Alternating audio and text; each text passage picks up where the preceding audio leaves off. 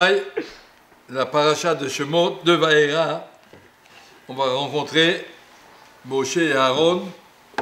La paracha de Vaïra, on va rencontrer Moshe et Aaron dans leurs activités. Moshe, c'est le Navi, Aaron, c'est celui qui exprime les choses à Pharaon et au peuple. Moshe ne voulait pas être un grand orateur, Aaron savait convaincre les gens, donc ils ont partagé les rôles. Et dans la paracha, on explique qui c'est Moshe et Aaron, on donne toute la généalogie, et les Rachem et Avotam, et ça se termine. Hu Aaron ou Moshe, c'est ceux-là, Aaron et Moshe, Asher Amar Hashem et après ça continue, c'est eux qui ont parlé à Paro, Hu Moshe et Aaron. Une fois tu dis Hu Aaron ou Moshe, après tu dis Hu Moshe et Aaron. Alors Rashi explique c'est quoi Hu Moshe et Aaron, Aaron ou Moshe. Yesh me commode chez Makdim Aaron ou Moshe. Yesh me commode chez Makdim Moshe et Aaron. Les endroits où on parle Moshe puis Aaron, les endroits où on parle Aaron puis Moshe. L'Omar Lacha Sheshkulim Kuechat, pour nous dire que Aaron et Moshe, ils sont tout à fait égaux. On ne peut pas dire Moshe est plus grand qu'Aaron, Aaron est plus grand que Moshe. Or, nous savons que parmi les 13 articles de foi, le Kam Navi Od Israël que Moshe. Par contre, ça chante dans l'Igdal. Il n'y a pas de plus grand Navi que Moshe. C'est-à-dire Aaron ou Moshe, Aaron est aussi grand que Moshe, Moshe est aussi grand qu'Aaron. Torah Tzival à nous Moshe, Morachak il a dit à notre Torah, c'est Torah Moshe, Torah Moshe. Aaron était Kohen Gadol, mais ça ne peut pas se dire où Aaron ou Moshe, les Shakoul, Keneged Moshe, Moshe Keneged Aaron. Qu'est-ce que ça veut dire cette phrase que Aaron et Moshe, même marqué plus tard dans le Télim, Moshe be Aaron be Choanav, ou Shmuel be Koré, Shemo. Moshe Aaron d'un côté, Shmuel de l'autre. La guide chez Shakoul, Shmuel Keneged Moshe Aaron. Shmuel était aussi grand que Moshe Aaron. Ça ne va pas ça. On n'a pas, j'ai pas de problème avec Shmuel, mais quand même, il ne peut pas être aussi grand que Moshe et Aaron. Ça veut dire quoi cette phrase? Il y a même marqué une autre braïta où c'est marqué En dor chez Enbo que Abraham. Dans chaque dor, il y a des gens comme Abraham Avinu. C'est pas possible. Il y a eu des grands tzadikim, mais il n'y a personne qui s'appelle comme Abraham Avinu. Ça veut dire quoi ces choses-là? Ça veut dire, dans chaque dor, on a besoin de gens qui font le travail d'après notre dor, que faisait Abraham, par exemple. Abraham, quel était son travail? De faire des palais de tchouva, de faire des guérim, de construire la Imouna dans l'armée Israël. Dans chaque dor, il y a des gens comme ça. Il y a des gens qui sont capables d'aider et de convaincre et de pousser les gens à la tchouva et de les diriger, d'être un grand bal chesed, comme Abraham. Par rapport à notre dor, par rapport à Abraham Avinu. Par rapport à notre dor, on a besoin de gens qui font le même travail qu'Aaron.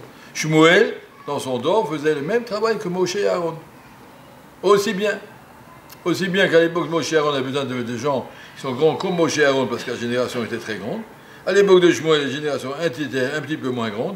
Shmuel était dans son dor aussi comme Moshe et Aaron. Moshe et Aaron, chaque dor a les tzadikim qu'elle a besoin. En chador, she'en bo shloshim v'shisha tzadikim, shemekablim pnei hashchina b'chol yom. Dans chaque dor, il y a 36 tzadikim qui reçoivent la shrina tous les jours. Il y a des gens, chaque génération. Badaï, pas la même darga. On n'a pas de tzadikim aujourd'hui comme le Gaon de Vilna ou comme le Chafetz Chaim. Il n'y a pas. Je vais vexer personne, mais ça n'existe pas. Donc, mais chaque dor, elle est.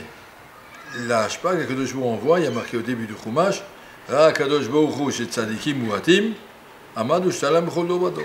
Parce que Kadosh Baruch Hu a vu qu'il n'y a pas beaucoup de tzadikim, de gens très réussis dans chaque génération. Alors il les a distribués un petit peu ici, Yom Shemei Srebi, Tolad Rove, Yom Shemei Nolad Ravashi. Chaque dor, le jour qu'un tzadik meurt, il y a une chador chez Va Shemesh, Yatsa Shemesh, quand le soleil se couche, et un autre soleil qui se lève, Akadosh Baruch Hu ne nous laisse pas sans mandigim, il y a toujours des mandigim dans chaque dor. Alors maintenant, qu'est-ce qu'on veut dire que Moshe et Aaron étaient égaux? Moshe et Aaron étaient égaux, ça veut dire que chacun avait son rôle et ils étaient parfaits dans le shlemut de ce qu'ils avaient fait. Ils étaient shkulim, on avait besoin autant de Moshe que d'Aaron et autant d'Aaron que Moshe. Moshe est, si on le voit dans Gman, dans Darim, est celui qui a fait rentrer le pilpoul des svarot dans le limud de Am Israël. La Torah de Moshe, c'était une Torah de pilpoulim. C'est quoi pilpoulim? Arriver à rattacher les svarot d'une souria à l'autre. Ça c'est une souria. Et regarde la même marquette ou à un autre endroit. Et il commençait d'une macérette à connaître une autre macérette à s'accrocher, tout s'accrocher, comprenez les choses. dans leur niveau profond et dans leur niveau... Et tout se tient, et puis ces deux chitotes ici, ces deux chitotes là, on retrouve là-bas. Ça, c'est un limoud extraordinaire, arriver à trouver un mahalach. La Torah, c'est une grande forêt dans laquelle il faut se faire un chemin. Tu peux passer sans te cogner, sans arriver à une impasse, d'un arbre à l'autre, etc. Il y a des chemins qui arrivent, qui sont faux, que tu vois que c'est faux, on n'arrive à rien, ça irrioule, ça passe pas. Il y a des chemins qu'on essaye, qu'on voit qu'on arrive, mais il n'y a pas un chemin, il y a beaucoup de chemins. Shivim banim la Torah. Et Moshe était celui qui, à travers le pilpoul, arrivait à rattacher, ça va même dire plus, qui a marqué qu'est-ce qu'il faisait à Kadosh Baruch Hu avant la création du monde. Il y a Osek Batorah. Et il prenait Akadosh Baruch Hu Osek Batorah. On ne va pas parler d'Akadosh Baruch Hu, on ne comprend pas ce que ça veut dire, mais une idée qu'Akadosh Baruch Hu prenait la Torah et était, puis la Torah est infinie, Akadosh Baruch Hu est infini, la Torah, il peut lui apprendre une suga dans Maseret Brachot et une suga dans Maseret Shabbat et comprendre que c'est la même machloket qu'il y a ici, la même machloket qu'il y a là-bas, et reprendre à partir de ça, expliquer la machloket de Rambam et le Ravet qu'il y a ici. Tout se tient, tout s'accroche, tu peux arriver à, si tu sais tenir toute la Torah Bishlemuta, tu peux arriver.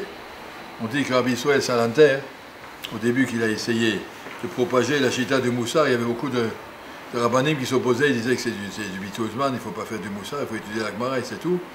Donc ils ont essayé de s'opposer. Et lui, pour faire passer sa chita, il faisait d'abord, dans chaque chou où il venait, faire des conférences, il faisait d'abord un grand pilpoul de Gemara pour montrer qu'ils avaient affaire à un Talmid Chacham. Et après, à la fin, il leur expliquait qu'il faut aussi étudier du Moussar, ça ne va pas Torah sans Yirat Shamayim, ça ne vous amènera à rien, etc. Et une fois, donc, il avait l'habitude, quand il faisait un shiur klali, comme ça, et puis un pilpoul, il accrochait 2 heures avant les références, les marées mekomot, sur quoi je vais parler au shiur, pour que les gens soient prêts, ce Rambam ici, et ce Gemara là-bas, et ce Tosot ici, il accrochait les différentes références, pour que les gens puissent se préparer et puis arriver à suivre son shiur. Il y a des farceurs ou des gens qui s'opposaient à lui, qui ont décroché son affiche, ils ont mis une autre. Ils ont marqué n'importe quoi. Rambam Mechot Sefer Torah Perek Tetvav, et Rambam Mechot Yivamot, Yiboum, n'importe quoi. Ils ont marqué des petites adresses, et Tosot dans Baba Batra, et voilà, Rabbi Kivé qui est en Oxou, et voilà, débrouille-toi avec ça. Ils ont marqué n'importe quoi, ils l'ont affiché. Et donc, quand il est arrivé pour faire sa dracha, il a pris une pétec, il a posé sur la table, voilà monsieur, tout le monde est prêt, on vous attend, on vous écoute. Il est resté 5 minutes à regarder le pétec, il a fait un shiur extraordinaire d'après toutes les références qui étaient marquées. Il a attaché tous les trucs. Après, on lui a dit, comment vous avez pu faire ça en 5 minutes? Il dit, non, j'avais pas besoin de 5 minutes, pour ça, il faut le faire tout de suite, shiur. Tu regardes, tu raccroches. J'ai besoin de 5 minutes pour réfléchir si je dirais ça le Shem Shamayim ou pour pas Gava. Pour être sûr que je n'étais pas Bal Gava, j'ai bien réfléchi sur moi-même. Est-ce que je vais m'enorgueillir de leur montrer que je sais faire ça ou que je peux faire ça et mettre le Shem Shamayim? En tout cas, ça, c'est ce qu'on appelle Shitat Apilpoul, raccrocher les choses l'un de l'autre, ça c'est extraordinaire. Ça, c'était le corps de Moshe Rabbeinu, de pouvoir comprendre le homek des choses et que, comment rattacher, dans le homek, tu arrives à voir, dans la svara, tu arrives à voir qu'il y a un kécher entre deux sougiotes complètement différentes, mais finalement, ça part du même principe. J'ai vu maintenant dans le Rambam et le Chot Sefer Torah un truc qui est sorti de l'Ichot Shrita. Quel rapport? Bon, on va voir peut-être au shiur. En tout cas, c'est très intéressant et tout se tient. Tout se tient. Ça, c'est la Shita de travail de Moshe Rabbeinu. Moshe nous a donné une Torah qui est infinie, qui est belle, qui est claire, et il nous a enseigné toute la Shita du pilpoul, la Shita d'apprendre à réfléchir et à accrocher, à sauver, à creuser, et à approfondir et à voir la beauté de la Torah dans sa profondeur. Aaron, lui, au contraire, tout ce que je dis, c'est marqué dans le Tzim, un mec d'abord. Aaron, au contraire, c'est celui qui est le posek, qui nous dit quoi faire. Parce qu'avec des pilpoulim, tu ne vois toujours pas quoi faire. Comme on est posek, le posek d'après le rov de Chachmei Ador. Il y a des svarot, et puis bon, il faut savoir, il faut décider, à la chakazé, dans chaque chose, il faut savoir.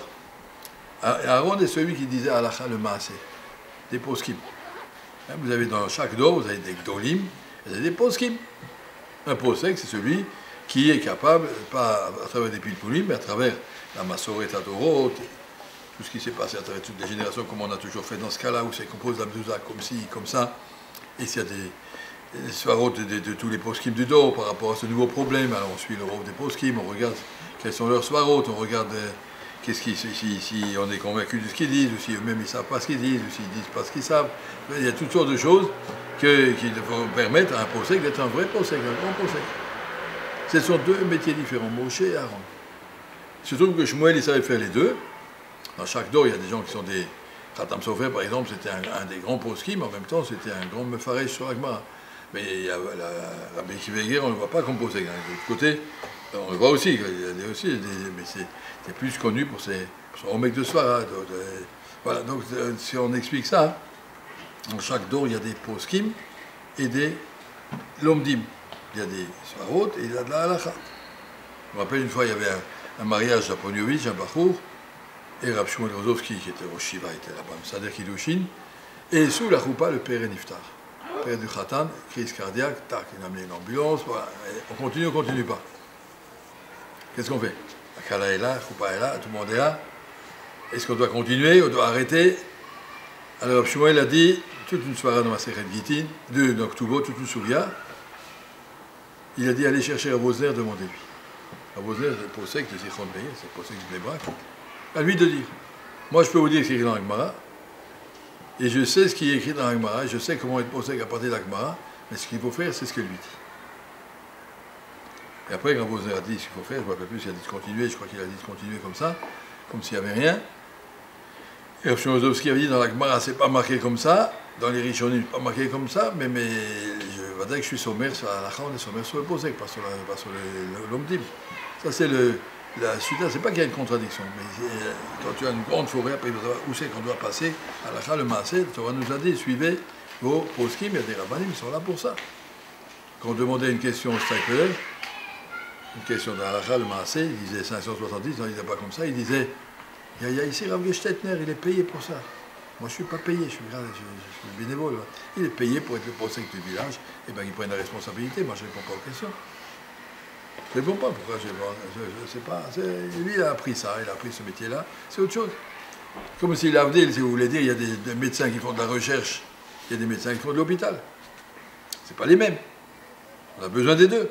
Il y a ceux qui font de la théorie, il y a ceux qui font dans le concret. Alors quand tu vas te faire soigner, tu ne vas pas aller demander à un grand chercheur. Et de l'autre côté, si on veut que la science avance, il y en a besoin de chercheurs. L'Avdil, je ne comprends pas, mais je dis, c'est seulement, comprenez que ce sont deux métiers différents, ça c'est Moshe et Aaron. Et il ne faut pas dire qu'un est plus grand que l'autre, Shkulim Zek Negazé. Ou Aaron ou Moshe et Aaron, ce sont deux aspects de la Torah. On peut vouloir être un posek, un tayan, c'est très joli, on peut vouloir être un lamdan, c'est très joli, et puis chacun va avancer, comment je sais si je suis fait pour ça ou pour ça. D'abord tu étudies 10 ans sans réfléchir, après tu verras. La même chose qu'à l'école. Comment je sais si je vais être ingénieur ou si je veux être philosophe? D'abord, tu fais ton bac, tu fais 10 ans d'études, de CP jusqu'au bac. Une fois que tu as un petit peu un certain niveau élémentaire, là, tu arrives à réfléchir pourquoi je suis plus fait. Mais pour le moment, il faut d'abord apprendre. De toute façon, tout le monde doit apprendre d'abord bien. Chasse, poskim, Shulchan Aruch, Rishonim, etc.